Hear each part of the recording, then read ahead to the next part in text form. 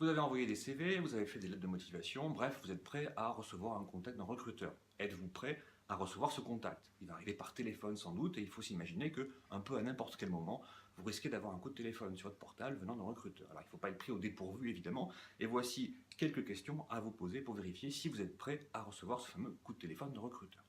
Première chose, est-ce que vous avez en tête une phrase toute simple qui permet de reporter l'appel? En gros, le recruteur appelle, c'est un mauvais moment pour vous parce que vous n'êtes pas prêt, parce que vous travaillez, parce que vous êtes avec vos enfants, bref, c'est pas le bon moment. Comment est-ce que vous pouvez, en une phrase simple, lui faire comprendre que, effectivement, c'est pas le bon moment, mais que vous restez professionnel, même si vous êtes au milieu du parc en train de jouer avec vos enfants?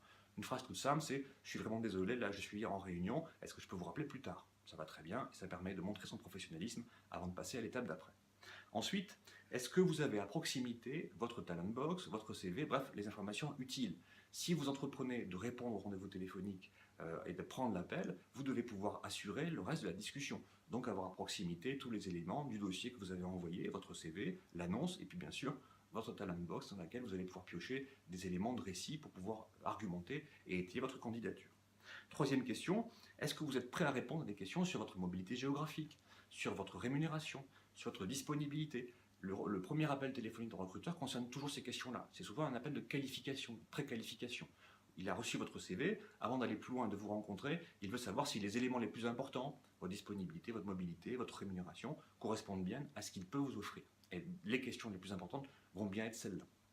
Enfin, n'oubliez pas que vous devriez pouvoir répondre à des questions très concrètes sur les techniques, sur les outils, sur les machines que vous avez utilisées.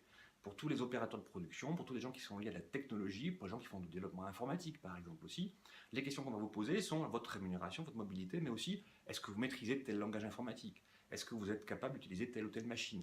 Et là aussi, ce sont des éléments de préqualification très binaires au téléphone, vous savez ou vous ne savez pas. Et donc il faut pouvoir y répondre de façon très précise, très concrète et très efficace.